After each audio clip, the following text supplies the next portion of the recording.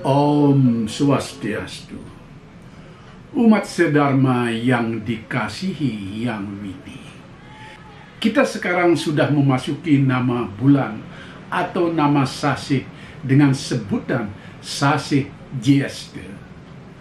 Usai tilem yang lalu sudah berakhir sasih Kedasa, dan setelah itu masuk sasih Jyestha, sasih yang ke-11 dalam hitungan kalender Saka di Bali. Purnama Jyestha berlangsung hari Sabtu nanti, tanggal 16 April 2022 dalam kalender Masehi.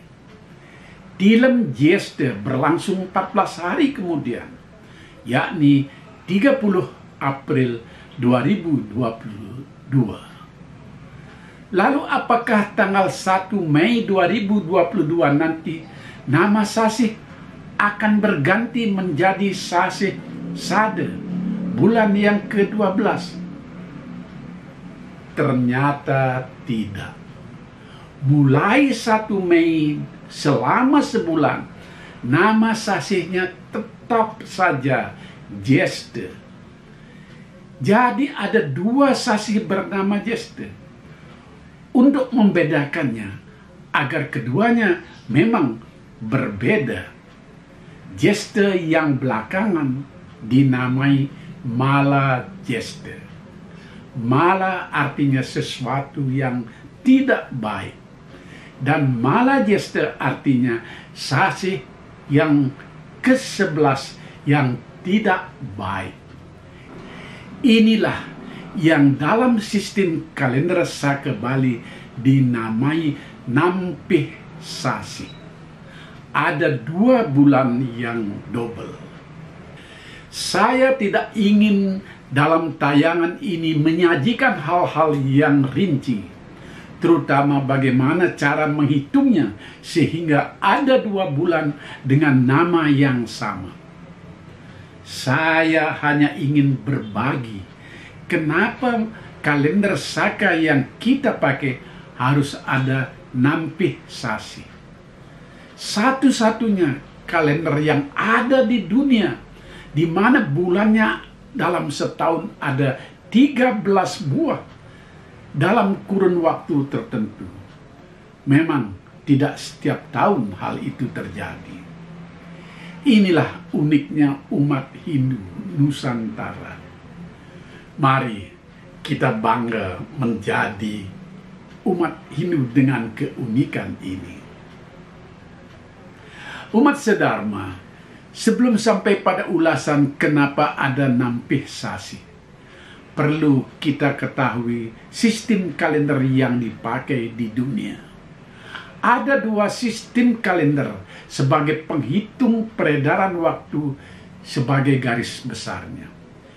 Yang pertama, sistem kalender dengan menghitung waktu berdasarkan peredaran bumi mengelilingi matahari. Sistem ini disebut Surya Pramana atau dalam bahasa internasional Solar System. Yang kedua, sistem kalender dengan menghitung waktu berdasarkan peredaran bulan mengelilingi bumi. Ini disebut Chandra Pramana atau dalam bahasa internasionalnya Lunar System. Bulan dan bumi itu adalah planet yang berputar sesuai rotasinya yang tetap, dan matahari tentulah tidak berputar dan diam di tempatnya. Perputaran waktu itu berbeda jarak tempuhnya dan berbeda pula durasi putarnya. Bumi mengelilingi matahari selama 362,5 hari ditambah 48 menit dan 46 detik dalam satu putaran yang dijadikan bilangan setahun. Kalau kita bulatkan menjadi 366 hari dengan catatan setiap 4 tahun ada tambahan 1 hari, karena memang bulatan itu tidak persis. Itu sebabnya ada yang disebut tahun kabisat. Setiap 4 tahun ada tanggal 29 Februari. Sedangkan sistem candra, bulan mengelilingi bumi dalam setahun selama 354,6 hari. Kalau dibulatkan jadi 355 hari. Kalau keduanya diperbandingkan, maka ada selisih 10 sampai 11 hari dalam setahun. Sistem tahun candra lebih lambat. Kalender Masehi yang berdasarkan sistem surya permana ditetapkan oleh dunia internasional sebagai kalender yang dijadikan pedoman. Kalender ini lebih dikenal sebagai kalender tahun Masehi. Sementara kalender dengan sistem candra pramana dipakai oleh banyak komunitas yang umumnya berdasarkan agama dan budaya. Kalender yang dipakai umat Islam yang disebut kalender Hijriah adalah sistem candra pramana, sama dengan kalender Saka yang dipakai di Bali. Kalender Hijriah tidak ada nampesasi. Nama-nama bulan seperti Ramadan, Syawal, dan lainnya tidak pernah double dalam setahun. Tidak ada misalnya Mala Ramadan atau Mala Syawal. Itu sebabnya hari raya umat Islam seperti Idul Fitri, Idul Adha, Tahun Baru Hijriah, dan lain-lainnya selalu maju setiap tahun jika diperbandingkan dengan kalender Masehi. Idul Fitri tahun ini misalnya terjadi di awal bulan Mei. Tahun depan pasti di bulan April. Tahun depannya lagi, maju lagi. Dan suatu ketika bisa saja Idul Fitri itu berdekatan dengan tahun baru Masehi. Sedangkan hari raya Hindu yang memakai pedoman sasi, seperti hari suci Nyepi, hari suci Siwaratri, tidak pernah bergeser jauh dari bulan Masehi. Nyepi selalu di bulan Maret atau awal-awal bulan April. Tidak pernah sekalipun bergeser ke bulan Februari atau di bulan Mei misalnya. Begitu pula hari suci Siwaratri selalu di bulan Januari. Kenapa bisa begitu? Karena secara berkala setiap 2 atau 3 tahun ada sasi yang didobelkan, yang disebut nampih sasi. Nampih itu artinya sama dengan bahasa Bali, metampih, metumpuk. Jadi ada sasi yang ditumpuk begitu saja, dari 1 menjadi 2. Sasi yang ke-13. Pertanyaan besarnya sekarang adalah, kenapa kalender Saka kok ada nampih sasi? Ini menyangkut sejarah kehidupan manusia, di mana kalender itu dipakai oleh komunitas tertentu. Kalender Hijrah lahir di Arab Saudi sebagai peringatan pertanda hijrahnya Nabi Muhammad dari Mekah ke Madinah. Dengan begitu, kalender Hijriah tidak ada kaitannya dengan alam semesta. Ini berkaitan dengan perjalanan Nabi Muhammad. Sedangkan kalender Saka dikaitkan dengan alam semesta dan terutama musim. Bagaimana memadukan nama-nama sasi yang selalu harus seirama dengan musim. Karena komunitas umat di saat-saat itu adalah masyarakat agraris.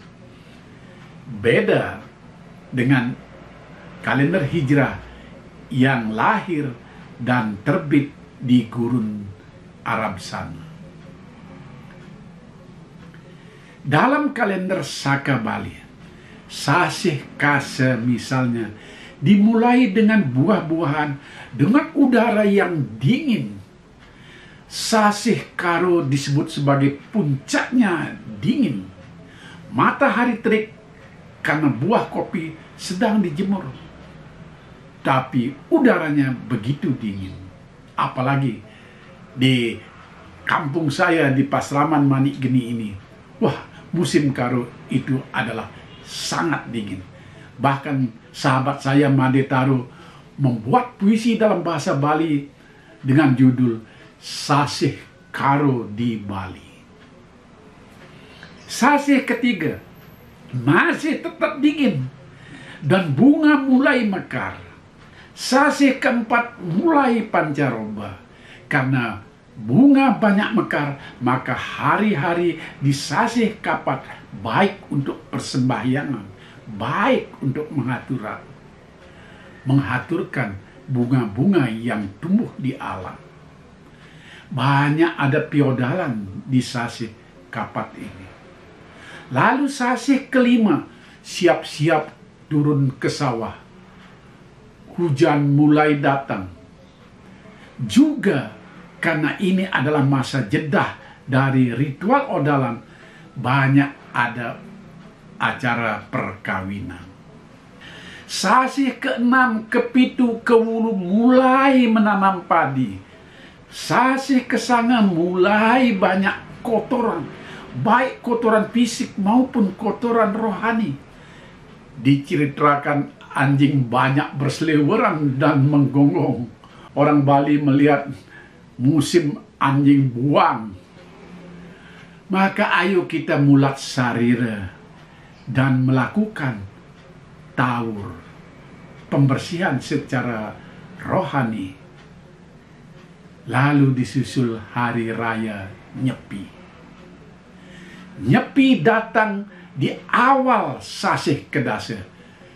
Marilah kita kembali bersih-bersih, mekedas-kedas, kedasa, dan terus berlangsung seirama dengan datangnya musim Jesta dan Sada sebagai penutup sasih dalam kalender Saka. Dalam tradisi masyarakat Hindu, ada keyakinan bahwa untuk melakukan kegiatan dalam kehidupan maupun kegiatan keagamaan, hendaknya memperhitungkan keharmonisan alam semesta. Dalam hal pertanian misalnya, ada saat kapan harus menanam padi, kapan harus panen, diatur oleh sistem subak. Masa-masa itu ada yang disebut dengan kerta masa. Jadi ada keserempakan. Dalam penelitian modern, sistem kerta masa ini juga sangat baik untuk membasmi hama dan juga menyangkut masalah kesuburan tanaman. Jadi tidak ada misalnya di sawah ini orang menanam padi, di sawah sebelahnya ada orang menjemur kopi atau menanam palawija. Ini sulit memberantas hama. Jadi ada ketentuan kerta masa dan itu berkaitan dengan musim yang ditandai oleh adanya sasih. Demikianlah konsep adanya nampih sasih ini untuk melakukan kegiatan di dalam kemasyarakatan, baik masalah pertanian maupun masalah-masalah kerohanian. Konsep yang mengharmoniskan bertemunya tahun Surya dan tahun Chandra. Agar keharmonisan Surya dan Chandra itu terjadi, maka dibuatlah sasih atau bulan yang ke-13, bulan double. Kenapa nampih sasih selalu terjadi pada sasih-sasih akhir, yaitu Jesta dan Sada? Karena ini sasih tambahan. Namanya saja nampih. Tentulah pada sasih-sasih yang terakhir. Dan ternyata leluhur kita di masa lalu tepat pula memperhitungkan dengan musim. Kalau nampih sasinya di bulan-bulan awal, katakanlah sebelum sasih kapat, atau sebelum sasih karo, atau sebelum sasih kesanga, tentu umat akan bingung menyelenggarakan upacara keagamaan. Karena sasih dengan tambahan nama mala sudah pasti tidak baik untuk ritual keagamaan. Dan pedoman ini ternyata ada rujukannya di dalam Lontar Purwaning Warige.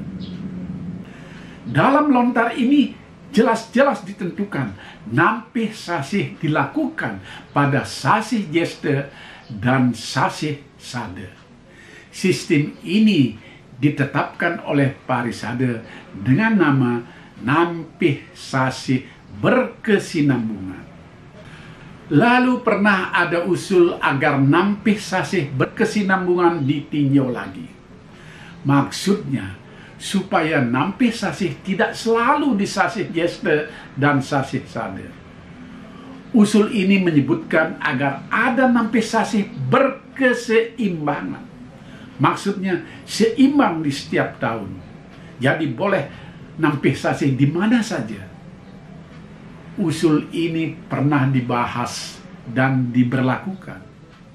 Tetapi kemudian dikembalikan lagi oleh Paruman Sulinggih Parisade. Saya tidak ingin mengulas masalah ini. Terlalu banyak debat dan tidak ada relevansinya. Jadi umat sedharma, sampai saat ini kalau ada nampih sasih seperti tahun ini, selalu di sasih jeste atau sade. Kapan nampih sasihnya di jeste dan kapan nampih sasihnya di sade, itu berdasarkan kesepakatan para penyusun kalender. Karena para penyusun kalender ini punya organisasi yang tidak ada kaitannya dengan Parisade, tapi bersinergi dengan lembaga umat ini. Namun rumusnya sebagai pedoman gampang sekali. Kapan ada nampih sasih? Maka lihat dululah tahun Saka itu. Bilangan tahun Saka itu dibagi 19. Kalau hasil pembagian itu ada sisa 3, sisa 8, sisa 14, dan sisa 16, maka nampih sasih terjadi di sasih sade, sasih yang ke-12, sasih yang terakhir. Sedangkan jika sisanya ada 6, 11, dan 19, nampih sasih terjadi di sasih jeste.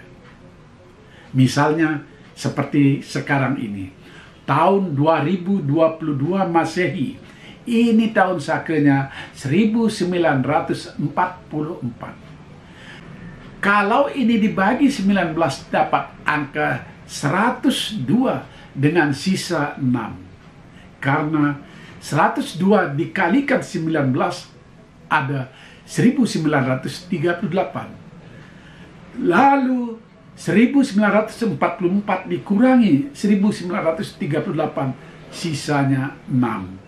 Maka nampih sasih pada sisa 6 itu jatuh pada sasih jeste, sasih yang ke-11. Ini contoh nyata sekarang ini. Di luar sisa-sisa bilangan tadi, tidak ada nampih sasih. Mungkin ada yang bertanya, kenapa harus dibagi 19? Dari mana angka 19 itu? Rupanya leluhur kita di zaman dulu sudah berhitung bahwa posisi bulan di cakrawala akan kembali ke tempat semula pada kurun waktu 19 tahun matahari. Ini penelitian astronomis yang sangat akurat dan canggih. Jadi tahun Saka Bali ini memang sangat ilmiah. Mari kita warisi kekayaan intelektual leluhur kita di masa lalu. Betul-betul kita bangga menjadi orang Bali, bangga menjadi orang Hindu yang punya leluhur yang begitu sederhana dalam penampilannya, tapi ahli dalam astronomi. Umat sedharma yang terkasih, lalu apa kaitannya dengan ala Ayuning dewasa dengan adanya nampih sasih ini? Pengaruhnya tidak begitu banyak, karena dewasa atau hari baik untuk meyadnya yang berpedoman pada sasih itu hanya soal purnama dan tilem. Hari-hari lainnya ala ayu dewasa itu banyak dipengaruhi oleh wewaran termasuk wuku. Kita tahu bahwa nampi sasih tidak berkaitan dengan wewaran dan wuku. Jadi, hindari saja menggunakan purnama dan tilem pada saat sasih berkonotasi mala. Karena leluhur kita menyebutkannya itu adalah mala masa. Misalnya, mau ngenterlinggi atau melaspas tempat suci yang nantinya dikaitkan dengan adanya piodalan.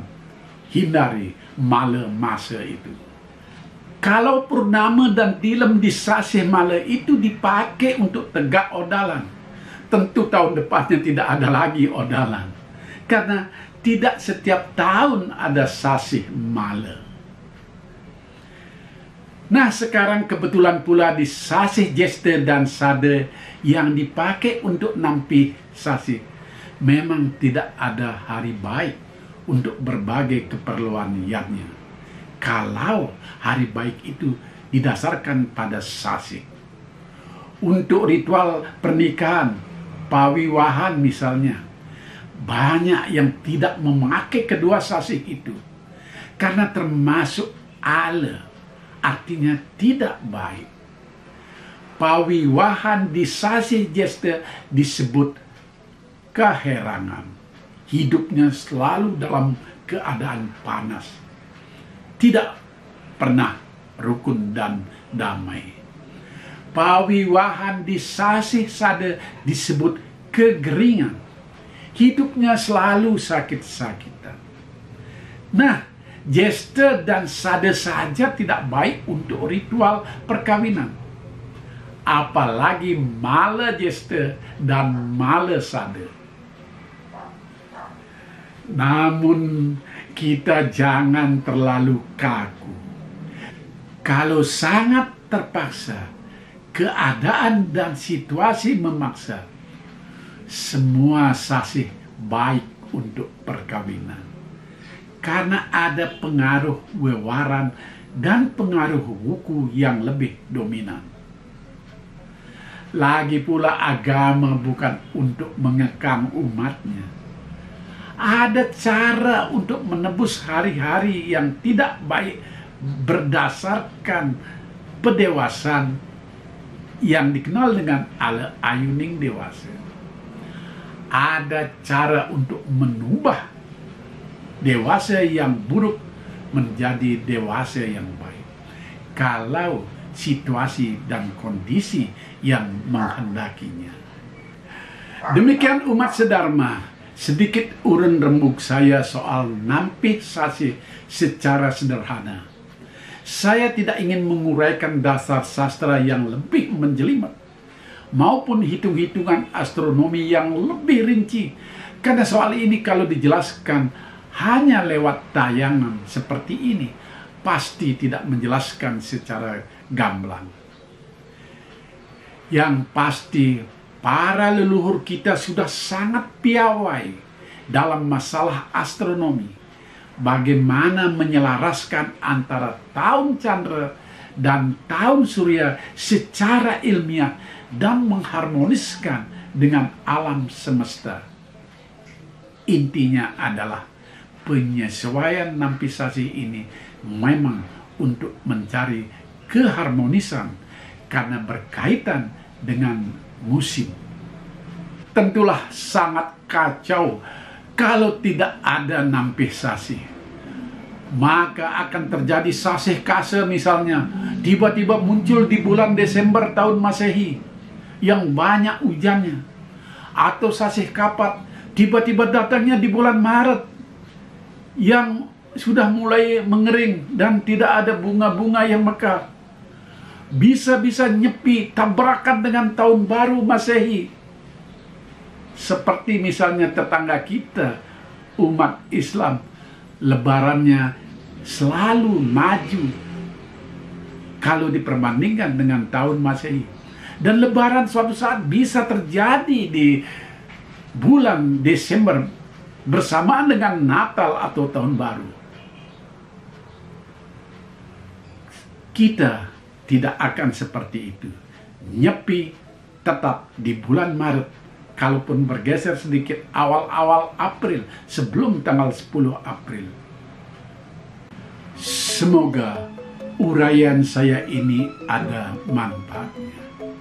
Dan ikuti terus urun rembuk saya dalam masalah-masalah agama, tatwa yang akan saya sampaikan secara sederhana.